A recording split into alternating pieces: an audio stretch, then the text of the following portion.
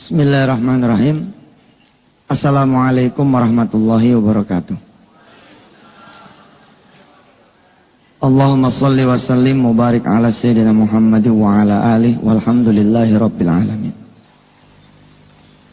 Tidak ada kesusahan di muka bumi ini kecuali kita yang mengundangnya datang.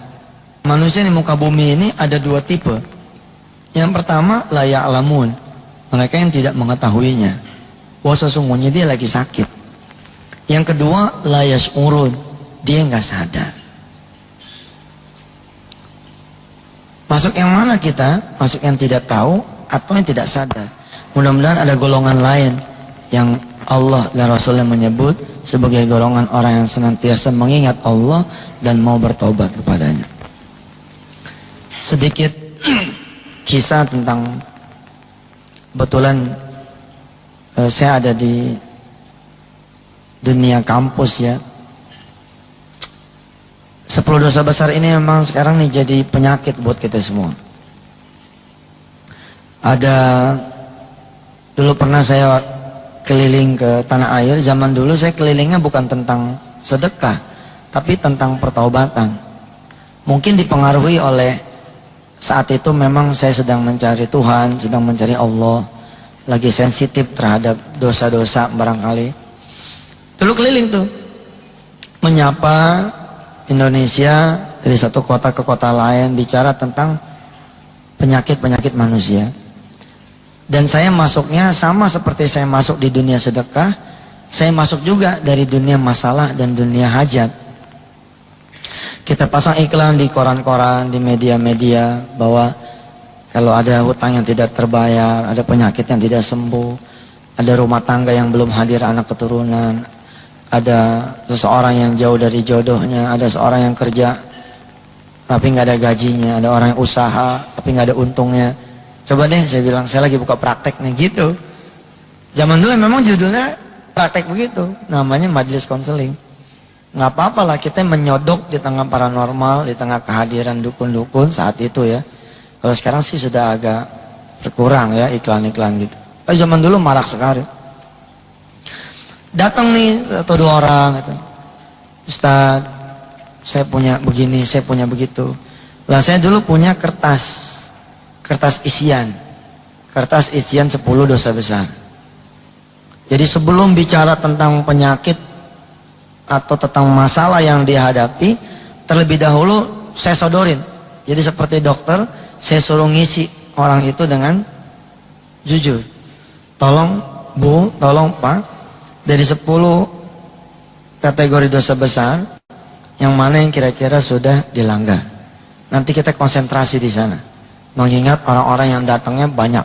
Jadi saya pakai alat bantu. Saya menyebutnya balance scorecard di urusan 10 dosa besar. Kita pakai skor nih, yang mana nih? Ada orang-orang tertentu yang nggak bisa nulis. Dia diem aja nggak bisa nulis. Saya bilang sama beliau, tenang Pak, ini rahasia saja, rahasia antara kita berdua dan Allah. Mudah-mudahan ini tidak menjadi aib, tapi memang saya harus bertanya, seperti dokter. Ketika ada orang datang, kita nanya apanya yang sakit. Ketika perutnya, ya sudah kita konsentrasi di perut dia. Kita konsentrasi di penyebabnya. Diisi Pak, ada yang nggak mau ngisi. Dia nanya sama saya, maaf Ustadz, di sini cuma 10 dosa besar. Kelihatannya saya lebih dari 10 Ustaz. Tapi ada juga yang tidak mampu menemukan dosanya apa gitu. Karena ternyata terkait sama orang tuanya. Ada pernah terjadi saya ngebetulin tulang belakang orang.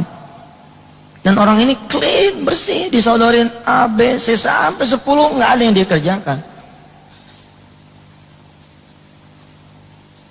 Dan dia tidak bisa duduk lebih dari 10 menit. Karena permasalahan tulang belakang. Ternyata subhanallah dia menyimpan orang tua yang dari sebelum dia lahir sebagai seorang rentenir. Jadi perilaku kemudian bapaknya itu jadi masalah di anaknya. Ketika kemudian kita putus pakai doanya Nabiullah Ibrahim kepada bapaknya, bahwa aku berlepas diri dari apa yang diperbuat oleh bapak, kan begitu Nabi Ibrahim bilang kepada bapaknya. Subhanallah, kita tesnya gampang. Tes duduk aja. Tes duduk kira-kira 30 menit, lebih dari 10 menit. Dan subhanallah itu. Jadi saya percaya banget karena emang ayatnya pun begitu. Kullun nafsim bima kasabat rohina. Semua orang tergadai dengan apa yang dikerjakannya. Saya berdiri di sini beristighfar. Saya bukan orang yang paling bagus, paling benar, paling soleh. Justru kayaknya malam ini, kalimat ini ditujukan untuk diri saya sendiri. Semoga mudah-mudahan kita diberi kesempatan Allah nyampe di bulan suci Ramadan, supaya Allah betul-betul kubur segala dosa-dosa kita, sehingga tidak ada lagi kesusahan kecuali Ia mengantarkan kita kepada Allah Subhanahu wa taala. Nah, ada seorang suami istri datang, mukanya bersih gitu.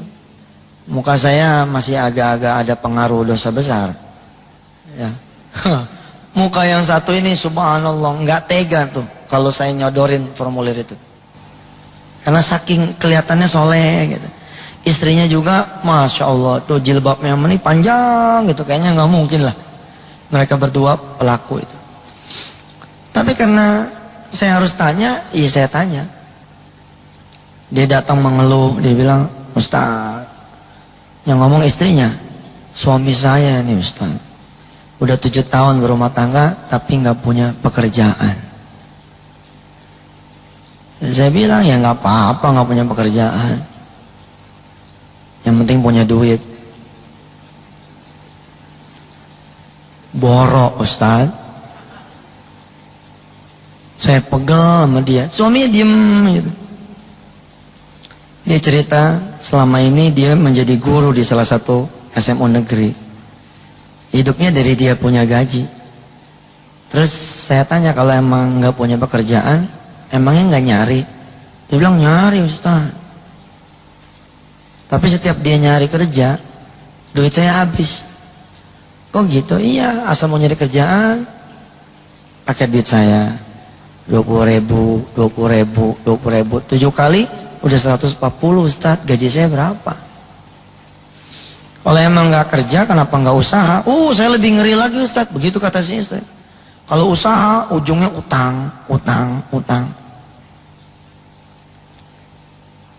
Hidup tuh memang ujian, tapi kalau hidupnya ujian terus, ada dua. Pertama itu bukan ujian, itu azab. Yang kedua emang blow on, nggak naik-naik, diuji terus sama Allah. Ya ada kesempatan restnya lah, nikmatin dulu hasil ujiannya, naik dulu. Tahu udah di atas nih, uji lagi, wajar begitu. Tapi kalau hidup tuh isinya ujian terus, diberondong terus. Ya seperti bahasanya Al-Quran, kullama nadijat juluduhum baddalnahum juludan ghairaha. Setiap kulitnya terkelupas, aku ganti dengan kulit yang lain, tapi aku bakar lagi, terkelupas lagi, bener lagi, bakar lagi. Nah kalau sampai kayak begitu, khawatir kita jangan-jangan emang kita bukan dalam suasana ujian, tapi suasana yang azab. Saya perhatiin baik-baik nih orang. Oke dah saya bilang, kita mulai aja dah. Nomor 1, jangan-jangan ada perilaku syirik kali, mempersekutukan Allah. Di rumah ada sesuatu nih yang kita percaya dengan sesuatu itu rizki jadi bertambah, kemuliaan jadi bertambah, kewibawaan jadi bertambah, ada keselamatan segala macam. Yang masuklah kategori kita, kategori orang-orang yang sudah berbuat kemusyrikan. Dia tolak. Enggak, saya enggak begitu Ustaz. Langsung yang nomor 2. Nomor 2, kalau memang syirik tidak, sholatnya bagaimana? Sholat, begitu ditanya tentang sholat, sahabat yang satu ini megang jenggot. Sholat ya Ustaz gitu. Sambil ngasih tahu saya jenggot nih bener nih, masa nanya sholat? Set kelewatan nih. Ini sih jenggotnya begini nih, jenggot bener. Ya saya bilang iya. Ya mudah-mudahan lah sholatnya benar, tepat waktu, di awal waktu, ada sholat sunnah, ba'diyah, qobliyah, ada duha, ada witir, ada tahajud. Oke lah, fine. Beres. Syirik enggak, sholat juga dia bilang jadi muadzin bahkan. Yang nomor 3 doraka sama orang tua kali. Karena tuh kalau doraka sama orang tua juga mampet tuh.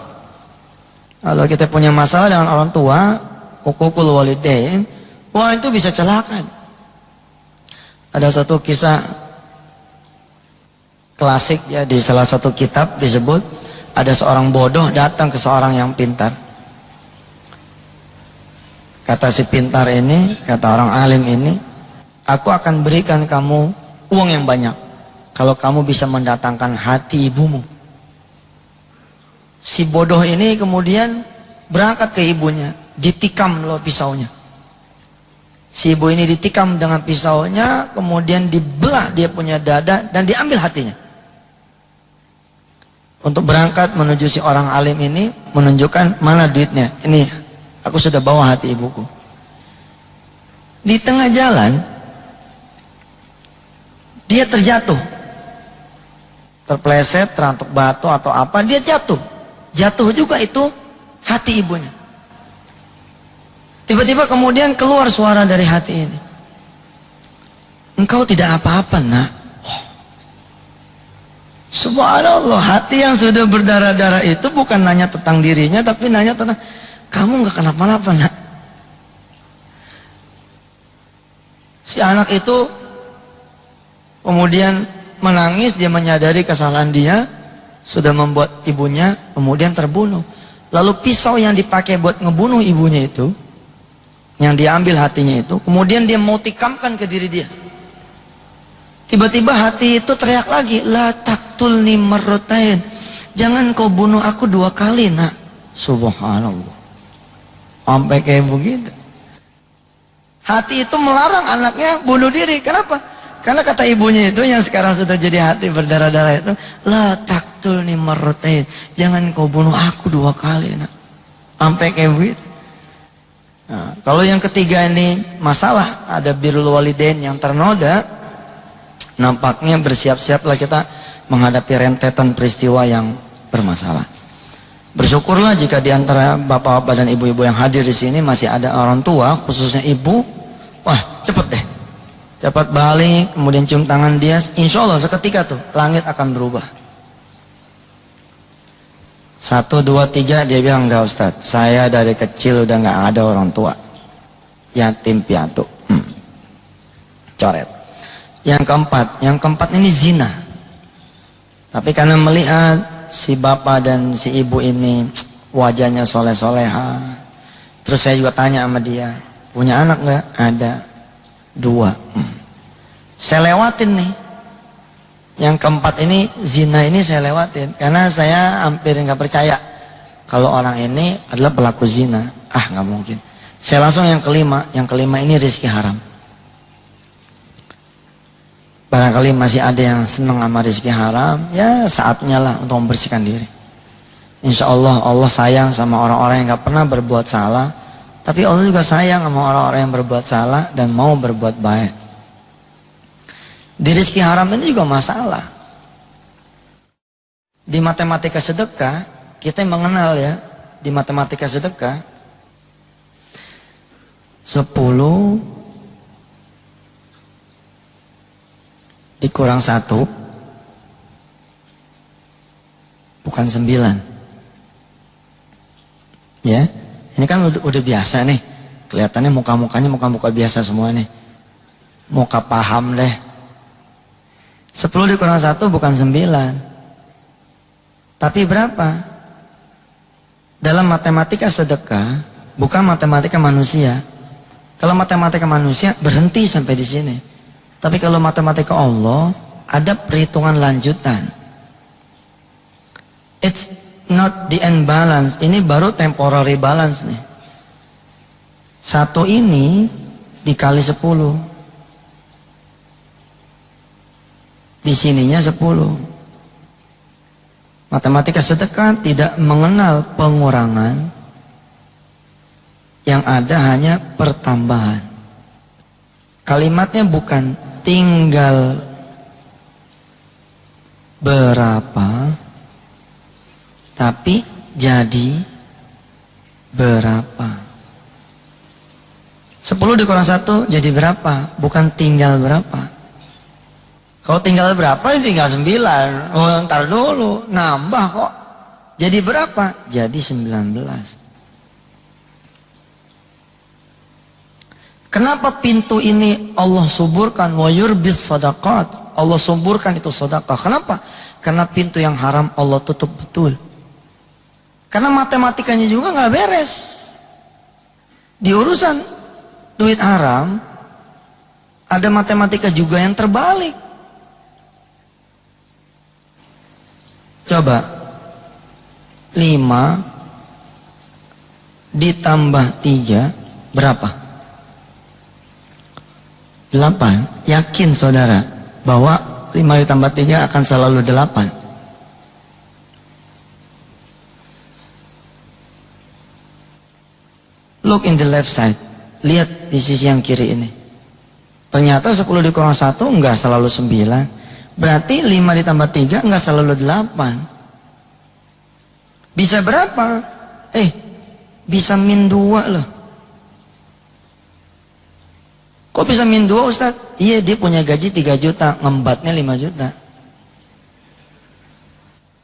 Gajinya 3 juta, tapi yang dia embat 5 juta, minus 2. Minus 2 ini selalu sebulan. Lah kalau 12 bulan operasi jantung, bos. Kenapa 24 juta? Sama seperti sedekah yang akan punya konversian, yang dia cari apa konversinya. Begitu juga yang haram akan dia cari konversinya apa. Ketika rizki sudah tidak lagi bisa nanganin konversian kejahatannya, maka badan yang akan dia cari. Kalau badan dia juga udah nggak cukup, anak yang dia embat. Terus begitu. Subhanallah. Kalau kita tidak hentikan, subhanallah. Ada 5 lagi, tapi 5 lagi ini mendingan saya kasih CD 10 dosa besar, dengerin sendiri. Kalau enggak waktu kita habis. Tapi yang jelas si Mas yang satu ini dengan si Mbak, dia geleng kepala terus. Nomor 6 ini geleng, nomor 7 ini geleng, nomor 8 geleng, nomor 9 geleng, nomor 10 geleng, bersih, clean. Gampang, saya sebagai seorang dokter, bukan dokter seperti prima, tapi dokter masalah. Kalau semua orang itu geleng kepala tanda nggak pernah melakukan 10 dosa besar, ya wes itu ujian. Tinggal sabar. Tapi ada satu yang belum saya tanya, yang nomor 4. Cuman mencermati kalimat di awal, istrinya masih kerja jadi guru. Dalam hati saya jangan-jangan dia berzinanya bukan sama istrinya, sama orang lain. Ya deh, saya keluarin dulu tuh istrinya. Udah lama nih saya tidak melakukan agenda konselingan seperti ini. Yang terjadi kita ya sedekah. Padahal ngulitin orang dari sisi pertobatan tuh, waduh, itu seperti meribon orang, melahirkan orang lagi dari awal lagi. Simpen istrinya keluar, saya bilang, Mbak tolong keluar sebentar, saya mau ngomong antar laki-laki nih. Mbaknya keluar, kunci pintu, kemudian saya duduk lagi, saya bilang, Mas maju sini. Ada satu loh yang belum saya tanya. Kelihatannya tahu deh yang belum saya tanya apa. Nangis dia peluk, iya Ustaz, kayaknya saya tahu yang mau ditanya apa. Iya, yang mau ditanya adalah zina. Have you ever do zina? Apakah Anda pernah melakukan zina? Kalau pernah, wah subhanallah,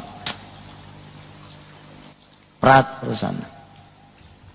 Udah saya bilang, udah simpen tangisannya, ambil wudhu, sholat. Insya Allah Allah menyediakan ampunan yang sama besarnya dengan dosa kita. Atau malah mau bigger than our sin, lebih besar daripada kita punya dosa.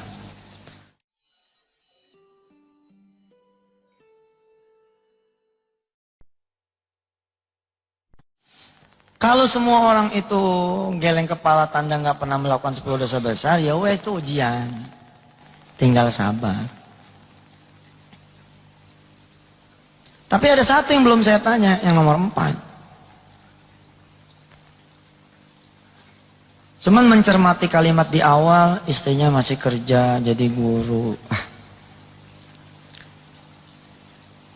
Dalam hati saya jangan-jangan dia berzinanya bukan sama istrinya, sama orang lain. Ya deh, saya keluarin dulu tuh istrinya. Udah lama nih saya tidak tidak melakukan agenda konselingan seperti ini. Yang terjadi kita sedekah. Padahal ngulitin orang dari sisi pertaubatan tuh, waduh, itu seperti meribon orang, melahirkan orang lagi dari awal lagi. Simpen istrinya keluar, saya bilang, Mbak, tolong keluar sebentar, saya mau ngomong antar laki-laki nih. Mbaknya keluar, kunci pintu, kemudian saya duduk lagi, saya bilang, Mas, maju sini. Ada satu yang belum saya tanya. Kelihatannya tahu deh yang belum saya tanya apa. Nangis dia peluk, iya Ustaz, kayaknya saya tahu yang mau ditanya apa. Iya, yang mau ditanya adalah zina. Have you ever do zina? Apakah Anda pernah melakukan zina? Kalau pernah, oh subhanallah, berat urusannya.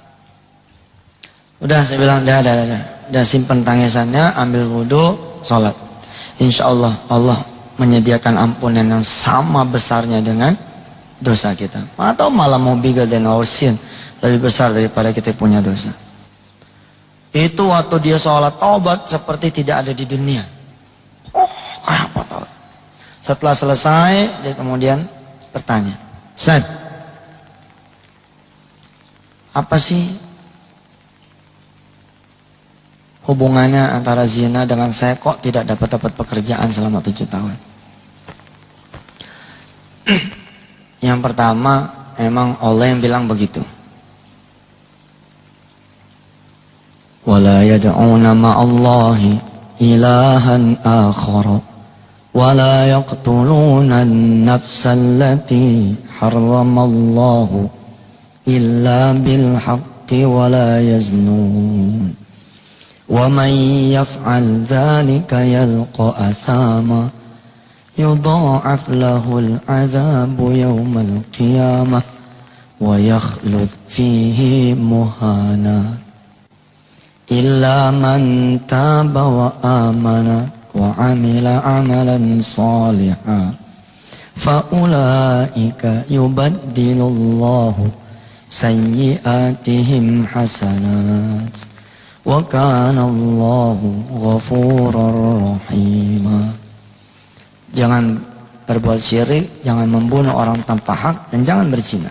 Kalau ada di antara Anda yang melakukan perzinahan, kata Allah, maka yalqa athama, aku akan kalungkan dengan kalung kesusahan. Gila ya, dikenain kesusahan aja udah susah, apalagi dikalungin dengan kalung kesusahan. Subhanallah. Yang kedua, an-nikahu miftahur rizki. Ini saya senang ngomong begini karena masih banyak teman-teman saya yang muda-muda. Walaupun zina mah nggak urusan yang muda, yang tua juga bisa keselimpat, tapi peluang yang muda lebih besar. Nih kita ini bawa kacau nih. Kalau nggak ada benteng yang benar hari gini, saya senang loh kemarin menikahkan Rindang di Madinah kemarin. Kita tanya dari hati ke hati. Karena sebelum melangsungkan pernikahan ada pertaubatan dulu, karena pernikahan itu bukan pertaubatan bos, sunnah. Jangan mentang-mentang, gue udah nikah, gue udah tobat. Ntar dulu, lu belum tobat. Kalau emang nikahnya itu didahului dengan satu perbuatan yang tidak Allah ridhoi, maka pernikahan itu cacat. Tetap ada pengaruhnya di kemudian hari. Kalau kita nggak cepat susu dengan pertobatan, masalah. Nah, ketika saya menikahkan Rindang dengan Tia di Madinah, putra dan mantu dari Pak Edi, saya tanya, alhamdulillah, clean, bersih. Setidaknya itulah pengakuannya. Insya Allah. Ya dang. Ya insya Allah lah, ngelihat tanda-tandanya mah. Mudah-mudahan benar. Yang kedua, an-nikahu miftahur rizki. Nikah itu kuncinya rezeki. Maaf ya, kita sudah dewasa semua. Mudah-mudahan ini saya ngomong begini tidak termasuk kategori yang jorok punya. Nikah itu kuncinya rezeki. Punya lelaki itu kunci, punya perempuan itu pintu. Kalau kunci kita pakai pada bukan pintunya, maka apa yang terjadi? Kuncinya patah, pintunya rusak. Oh, bukan pintunya kok dipaksain. Oh, bukan kuncinya kok dipaksain. An-nikahu miftahur rizki. Nikah kuncinya rezeki. Berarti jika ada orang memakai kuncinya bukan pada pintunya, maka rusaklah rizkinya. Kalau kita sepakati satu hal bahwa rizki itu tidak harus selalu berupa uang. Maaf ya, ini buat muhasabah diri sendiri. Saya tidak sedang bermaksud menyinggung satu demi satu di antara saudara-saudara semua. Ini benar-benar buat diri sendiri. Nggak boleh kita nilai orang lain. Apa maksudnya? Kalau kita sepakati rizki itu bukan urusan duit, anak juga rizki, kesehatan juga rizki, hasil usaha juga rizki, gaji bulanan juga rizki. Lah kalau kita kemudian kecemplung di urusan perzinahan, bisa dihapus sama Allah.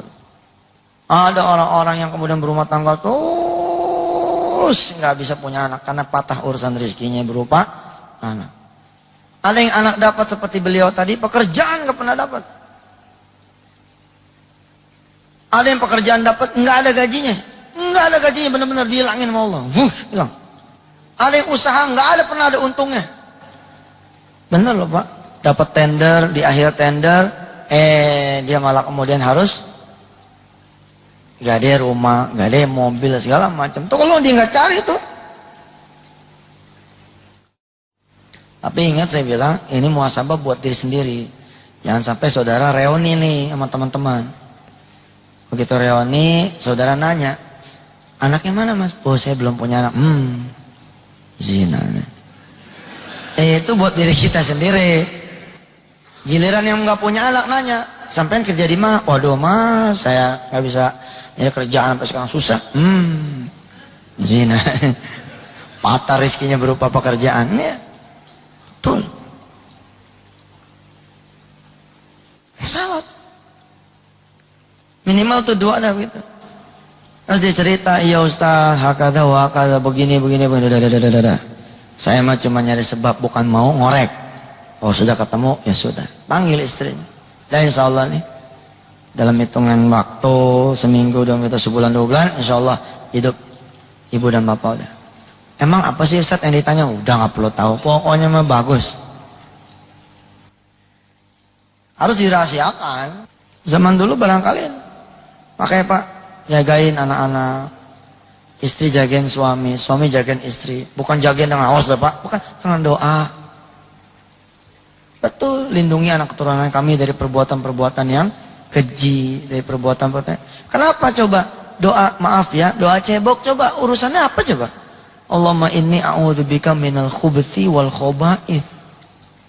Dan doa itu dilalanya udah tidak lagi dipakai loh sama kita. Kalau orang dulu kan disiplin tuh. Kalau ngepop, kalau buang air kecil atau apa, mesti baca. Allahumma inni aku ya Allah berlindung. A'udzubika minal khubuthi wal khoba'ith. Dari kekejian, dari keburukan.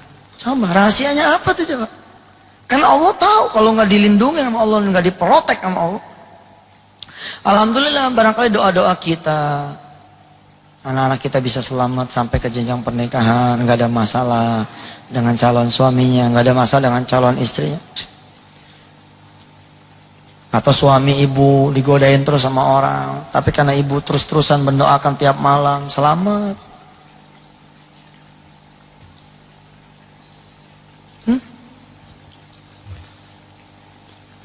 Saya pernah ceramah di salah satu kampus. Ada dulu kita punya spiritual financial healing buat mahasiswa. Yang digarap adalah mereka-mereka yang sudah mau diwisuda. Supaya mereka tahu mereka akan memulai menuai penyakit itu di luar. Terus saya sempat nanya sama mahasiswa, ayo, yang sudah pernah patah kuncinya, yang sudah pernah rusak pintunya, nih kita sediakan jasa repair bodinya. Silakan SMS ke nomor ini. Itu tuh ada banyak SMS. Ustadz sudah 3 kali patah. Ustadz tadi udah nggak kehitung. Betul. Yang lebih amazing lagi, begitu saya keluar kaget, saya nenteng koper nih mau ke Jawa, mau ke Jogja, diuber sama Porek 3-nya. Ustadz bisa ngomong sebentar nggak? Pak Porek, SMS aja deh, saya udah harus kejar pesawat. Pak Ustadz tolong, ini nyangkut hidup saya. Kunci saya patah juga Pak Ustadz. Gila gak tuh, purek tuh. Wah, screening itu sesekali harus dilakukan Pak. Kalau kita yang punya perusahaan, saya screening betul itu. Kita yang gak mau perusahaan kita kemudian dikotori dengan perbuatan-perbuatan dosa orang-orang yang kita gak tahu judulnya.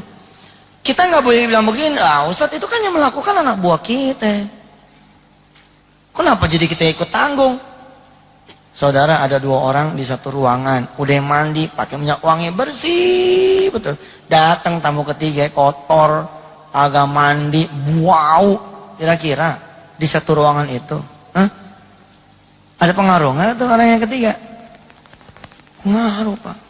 4 direksi, 2 ahli zina, masalah nih keuangannya 00. 50-50. 51 karyawan, 33 salatnya terus. Hanya 18 nih yang salatnya on time, masih kalah tuh.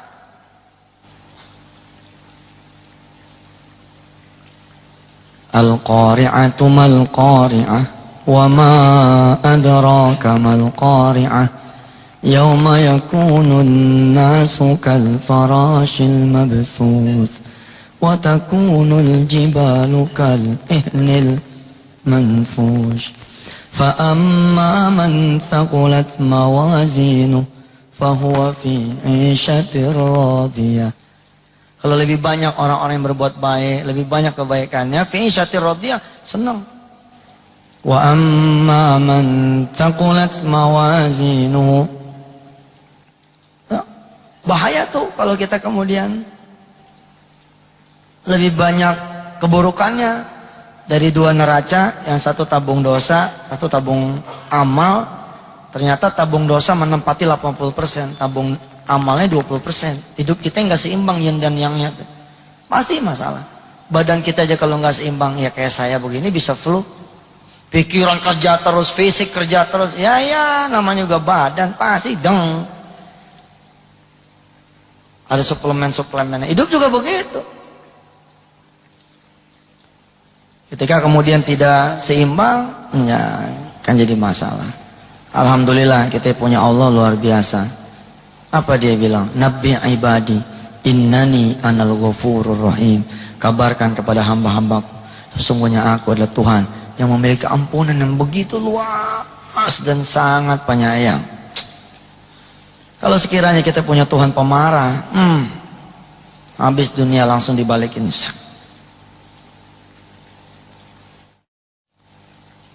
Ayuhan nas, wahai manusia, antum tukhti'una bil laili wan nahari wa ana aghfiru dzunuba jami'an. Wahai manusia, kalian tuh senangnya bikin dosa pagi, siang dan malam, sedangkan aku adalah Tuhan yang senang yang ngampunin kalian. Hebat gak tuh Allah tuh? Kalau kalian datang dengan membawa dosa sebanyak buih di lautan, aku akan membawa ampun yang lebih banyak daripada buih itu. Kalau kalian membawa padaku dosa sebanyak pasir, butiran pasir di daratan, aku akan datang lebih banyak lagi membawa ampunan daripada dosa-dosa kalian semua. Nabbi ibadi innani ana ghafurur rahim. Alhamdulillah. Ini muka-muka di depan saya mah muka orang soleh-soleha. Ya kelakuan emang gak ada yang tahu kan.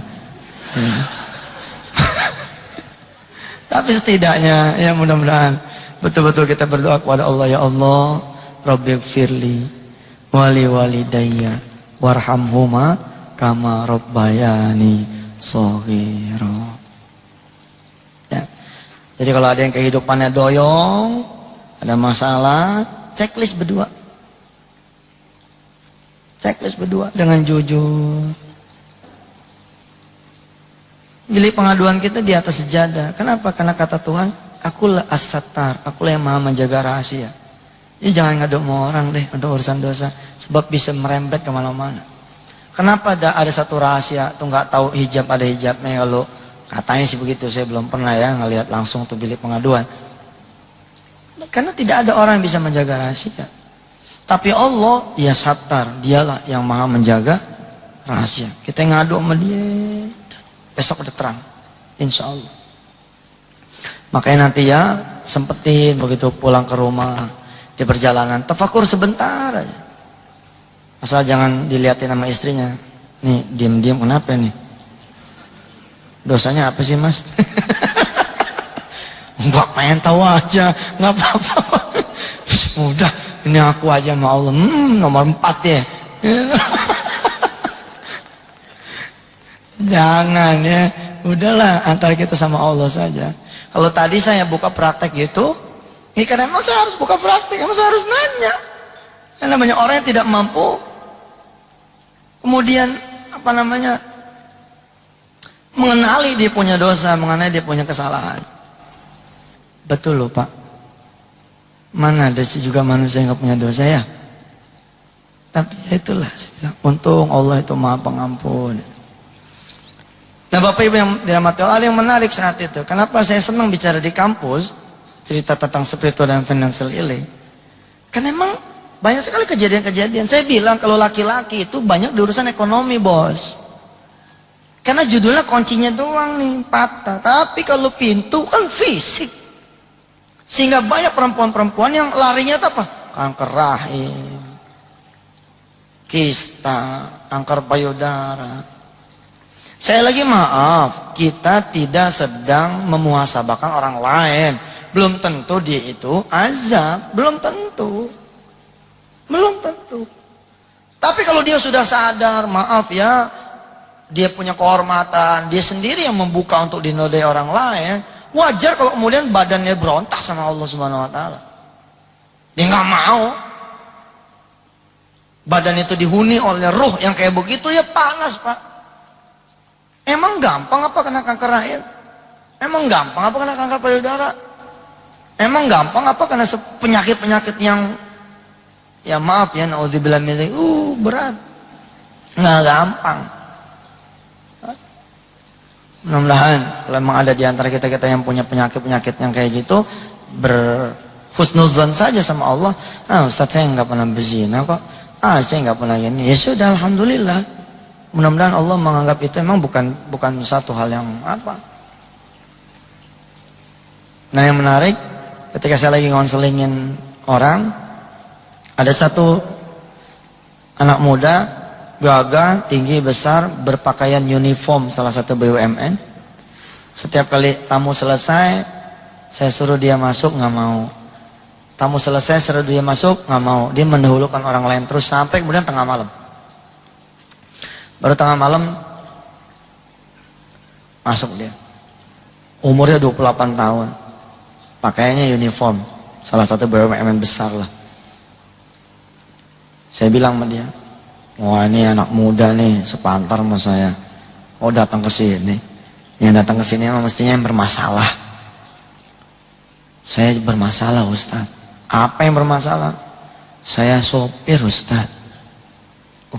Pakaiannya memang uniform BUMN besar, tapi ternyata dia sopir. Tapi ya what's your problem gitu men? Apa yang jadi masalah Anda emang kenapa dengan posisi sopir? Lebih bagus Anda kerja jadi sopir daripada enggak sama sekali.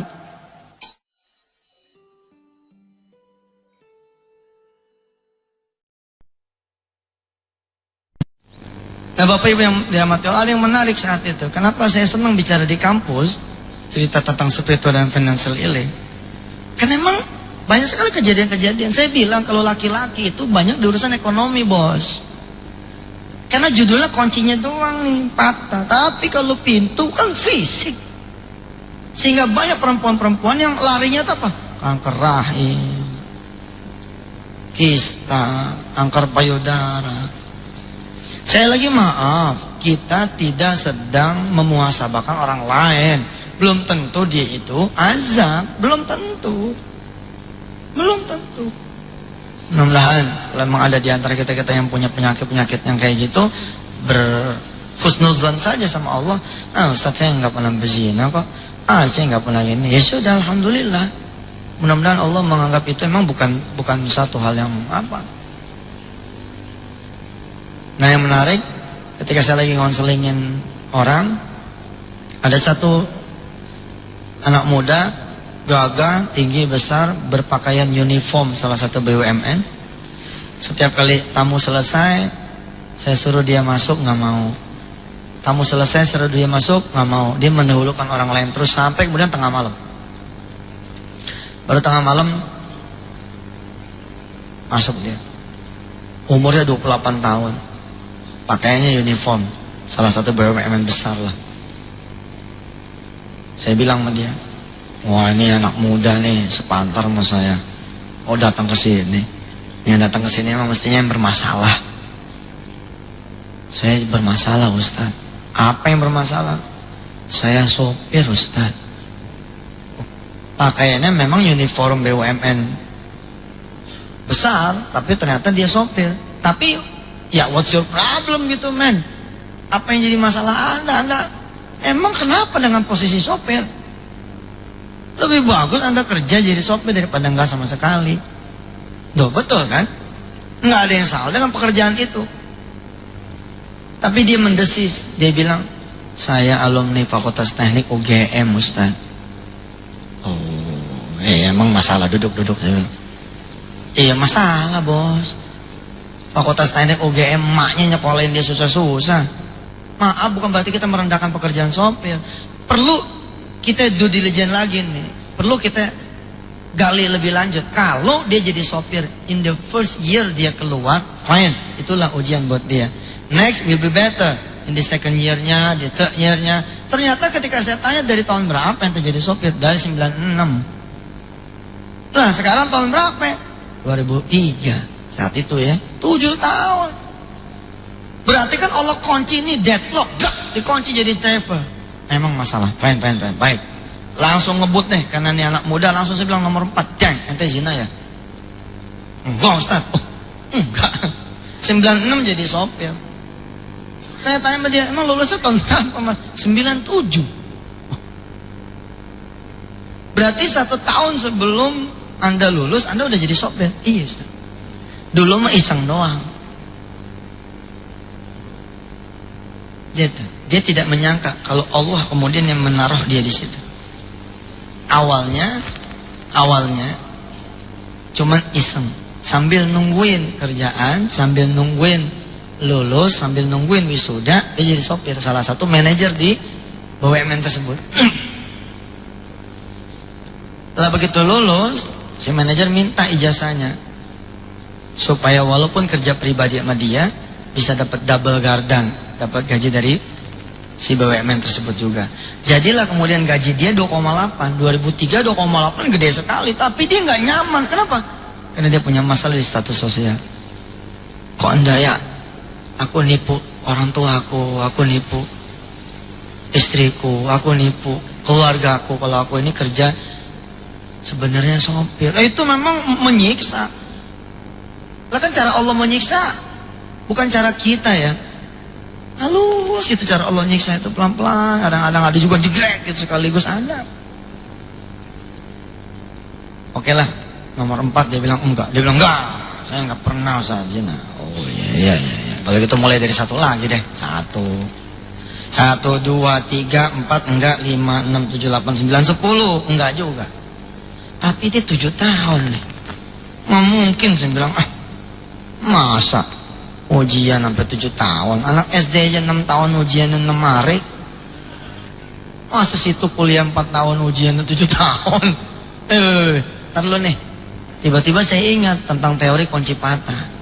Jangan-jangan dia nggak patah, somplak doang nih.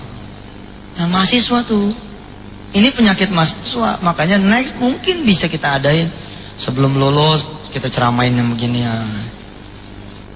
Karena banyak mahasiswa-mahasiswi kita yang tidak patah kuncinya, tapi somplak, betul-betul somplak. Saya tanya masih laki-laki ini, Mas, barangkali ente memang tidak berzina.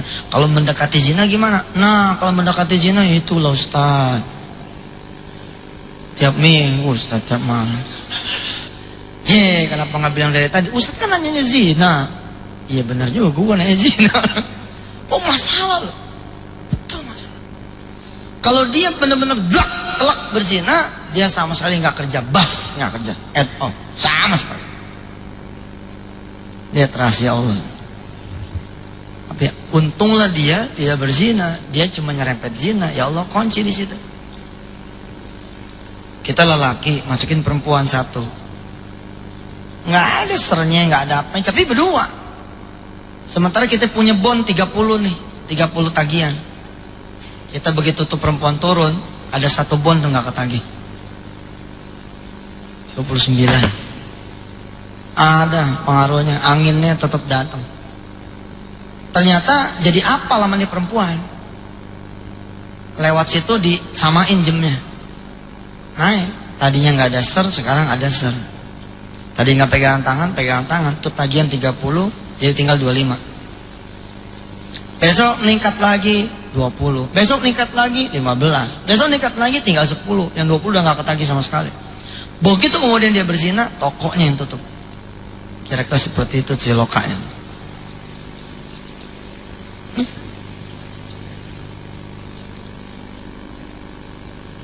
Ajarkan kepada anak-anak kita memakai jilbab yang rapi. Ya subhanallah, itu seperti zina tiap hari. Nah itu juga saya bicara juga tuh. Setelah itu sih ya tinggal mahasiswinya sendiri saja yang berpikir. Saya ceritakan ada satu, ya ini memang kisah, boleh dipercaya boleh tidak. Ada orang dituduh di pengadilan kubur membunuh seorang anak kecil. Yang dituduh membunuh ini adalah seorang perempuan yang dulunya berparas jelita, tangannya jangan bunuh anak kecil. Motong ayam dan sebangsanya aja dia nggak pernah tega ngelihat darah, apalagi bunuh anak. Dia menolak betul. Jangan tuduhkan tuduhan itu kepada saya nggak pernah. Tapi si malaikat nggak mau tahu, dihajar lagi, jebret terus. Begitu udah ancur-ancuran, utuh lagi, dikasih tahu lagi, kamu dosanya begini, tolak lagi, sampai kemudian diminta keadilan Tuhan. Baik, katanya ada catatan hidup nih. Saya pengen tahu kalau emang saya pernah membunuh anak kecil, tolong saya beritahu kapan dan di mana. Ditunjukkan ternyata ketika dia memakai pakaian yang mengundang syahwat laki-laki yang lain. Dikisahkan kemudian ada seorang laki-laki yang melihat dia sedang tidak menutup aurat. Terbersit kemudian syahwat di dia. Terbersit syahwat di dia, pengen makan nih perempuan, gak berani, yang dia makan anaknya sendiri. Kemudian anaknya ini setelah dimakan dibunuh. Tidak menyangka nih si perempuan kalau yang dijadikan penyebab adalah dia. Sekali lagi saya bilang, nggak usah dipertanyakan kebenarannya dan apakah emang begitu, nggak usah, renungin aja deh.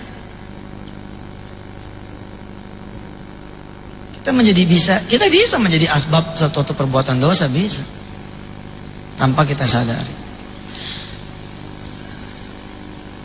Ini wajahnya tegang semua. Ya wes lah, pokoknya mah Allah Maha Pengampun gitu ya. Mudah-mudahan begitu kita pulang sebelum tidur malam kita sempat sholat sunnah 2 rakaat. Ada yang bilang tidak ada itu sholat taubat. Baik, kalau memang tidak ada, saudara tidak mengakui adanya sholat taubat, udah sholat sunnah biasa aja. Usolli sunnatan dah. Rakaat ini saya sholat sunat mutlak 2 rakaat. Habis itu bertobat. Bertobat. Kita beristighfar pada Allah Subhanahu wa taala, mudah-mudahan Allah mengampuni kita punya dosa. Bapak Ibu yang dirahmati Allah, ada sementara yang saya bilang kata Allah tuh la yash'urun. Dan berhati-hatilah kita kalau masuk pada kategori ini. Dalam surah Al-An'am ayat 44 Allah memberitahu kepada kita, falamma nasu ma dzukkiru bihi fatahna alaihim abwaaba kulli syai' hatta idza farihu bima utu akhadnahum baghtatan fa idza hum mublisun. Dan ketika manusia melupakan aku, kata Allah, aku enggak uber dia langsung, aku ulur dia. Didiemin. Nah, yang didiemin ini mah yang lebih bahaya daripada yang langsung digetok tuh gitu. Ibarat layangan diulur terus. Tapi ketika sudah ada di atas, akhadnahum baghtatan fa idahum mublisun. Sekali kedet, fa idahum mublisun, terombang-ambing, dia terdiam berputus asa. Saya sering bilang kepada para lelaki, para ayah, kalau kita yang berantem, kita dipukulin sama orang, kayaknya seneng hati gitu. Tapi kalau kita yang berantem, yang dipukulin anak kita, kayaknya kita nelongso. Kita yang ribut, yang dipukul adik kita. Saya punya kisah yang barangkali kisah ini menjadi inspirasi buat saudara semua yang sudah punya anak untuk betul-betul hati-hati dalam kehidupan. Ada cerita seorang remaja putri diperkosa oleh ayahnya sendiri. Dan si ayah nggak pernah merasa dia merkosa anaknya. Sampai kemudian dia masuk penjara. Di penjara itu baru dia tahu bahwa selama ini dia memperkosa anaknya. Karena memang secara fisik bukan dia yang memperkosa. Dia punya anak semata wayang, tunggal, satu-satunya. Pimpinan sebuah instansi, hidup di atas rata-rata orang, hingga kemudian anaknya yang putri ini meminta untuk kuliah di luar. Sebut sajalah Mawar begitu. Si Mawar bilang, saya pengen kuliah di luar. Oh, karena ini anak orang kaya, enteng. Dia bilang, mau kemana? Mau kuliah di mana? Mau kuliah di luar atau di mana? Mau di Melbourne? Mau di Frankfurt? Atau mau di Udinus? Luar juga nih. Di Jakarta. Ditetapkan, ditentukan, diurusin. Emang dasar semua udah diatur oleh Allah. Di malam menjelang keberangkatan, anaknya pamit sama si ayah. Mau pamitan sama teman-temannya untuk terakhir kalinya. Si ayah melarang, jangan nak. Besok kamu udah mau berangkat. Sudahlah di sini sama ayah, kalau perlu undang teman-teman kamu yang kemari. Tapi si anak bersikeras. Ya, as her last request, dikasih izin. Dengan syarat, kamu harus pulang jam 9 malam. Dan ditemenin oleh pak sopir kita. Ditemenin sama supir yang sudah belasan tahun jadi supirnya dia. Dari sebelum anak ini lahir. Si ayah tidak menduga sama sekali kalau malam itu anaknya dirusak oleh supirnya sendiri. Loh Ustaz, kan katanya tadi bapaknya merkosa. Iya, ceritanya belum berakhir. Jam 9 belum pulang, ya mungkin sebentar lagi. Jam 10 belum pulang, ya mungkin sebentar lagi. Jam 11 belum pulang, ya mungkin sebentar lagi. Tapi begitu jam 12 mulai nih, aduh, kekesalan berubah menjadi kekhawatiran. Cari, nggak ketemu Pak. Ini kisah nyata loh nih. Saya berinteraksi dengan dunia sedekah, ketemunya sama keajaiban-keajaiban sedekah. Ketika saya berinteraksi dengan dunia pertobatan, ngeri. Testimoni-testimoninya ngeri-ngeri. Benar.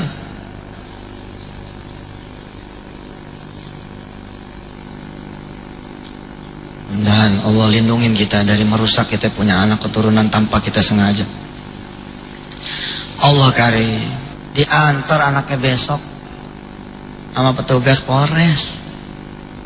Udah bubar dah tuh, rencana pergi ke luar negeri bubar dah. Petugas Polres nganterin anaknya menjadi korban perkosaan. Dan diidentifikasi yang merkosa adalah sopirnya sendiri. Unbelievable. Anak ini digendong oleh sopir itu. Dianterin ke sana kemari, udah seperti anaknya sendiri. Menyesal dia seumur hidup, kenapa dia tidak antar anaknya di hari terakhir itu. Sudah begitu urusannya. Allah kalau sudah mau jatuhin, udah nggak bisa bergerak. Kalau udah kehendak Allah tuh menjatuhkan kita di lubang, udah dah. Menghindar pun juga udah nggak bisa. Saya sangat mengarifi itu yang begitu-gitu. Udah, kalau udah kehendak Allah ya sudah. Saya cuma bisa pasrah kepada Allah. Tapi dia sesalin seumur hidup. Sebagai orang yang memang kaya dan jagoan pula, dia bon tuh, sopirnya di bon. Di bon Pak, orang kalau urusan yang zina-zina tuh urusannya kacau tuh. Di bon pokoknya bayar buat digebukin. Tapi di malam ketika si sopir masuk ke sel, si bapak bermimpi dia memperkosa anaknya sendiri. Lah datang itu dalam keadaan gila. Karena 7 hari berturut-turut mimpinya tuh dia memperkosa anaknya sendiri, nggak ketemu tuh. Sampai kemudian dia datang ke sebuah pengajian zikir, dibukain tuh sama sang Habib bahwa wajar kalau kemudian Allah mengidentifikasi Anda sebagai orang yang memperkosa anak Anda sendiri. Kenapa? Fisiknya sih emang kelihatannya si sopir, tapi itu adalah buah akibat keharaman-keharaman yang ditumpuk, kemudian istrinya. Lah kejadian itu kalau kita pikir-pikir nggak adil. Oh, tapi kenapa anaknya jadi korban? Enggak, anaknya dibersihin sama Allah. Begitu anaknya redo, diterima, dibersih lagi, ini anak nggak menanggung apa-apa. Boleh tidak setuju, boleh, tapi cara kerja Allah udah begitu dah. Ada anak asma, kalau orang tuanya tobat, asmanya baik. Oh, bagaimana Ustaz? Ya udah begitu dah, coba dah jajah. Insya Allah ada tuh.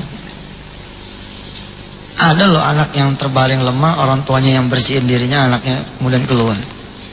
Karena bawa energi negatif tuh si anak. Bapak Ibu dan mati Allah, ada 5 nih yang belum kita bicarakan. Dan memang sesi spiritual healing ini sesi berat, buat saya pun berat. Saya kasih bocoran, yang terakhir itu gibah. Yang 10 itu, urutan nomor 10 itu ngomongin orang. Berat tuh ngomongin orang, adanya di level 10. Kenapa dia ditaruh di nomor 10? Dia zina enggak, doraka sama orang tua enggak, tukang makan rezeki haram enggak. Tapi yang dia omongin punya 9 dosa besar, nyemplung ke dia semua itu. Iya betul itu. Saya lagi ya, dia bukan pezina, dia bukan birrul walidainnya bagus, dia bukan pemakan duit haram, tapi kebenaran yang dia omongin itu yang punya 9 dosa besar. Lah memang udah begitu, kata Rasulullah, siapa orang yang ngomongin orang, maka keburukan orang itu buat dia, kebaikan orang itu buat yang diomongin. Jadilah dia nomor 10 tuh, botol, tutup botol. Tapi dia juga paling besar sendiri itu, makanya dijaganya omongan. Mudah-mudahan kita semua terlindung dari perbuatan-perbuatan yang tidak Allah ridhoi. Subhanakallahumma wa bihamdika, asyhadu an la ilaha illa anta, astaghfiruka wa atubu ilaik. Walhamdulillahi rabbil alamin. Terima kasih. Hadanallahu wa iyyakum ajma'in. Assalamualaikum warahmatullahi ta'ala wabarakatuh.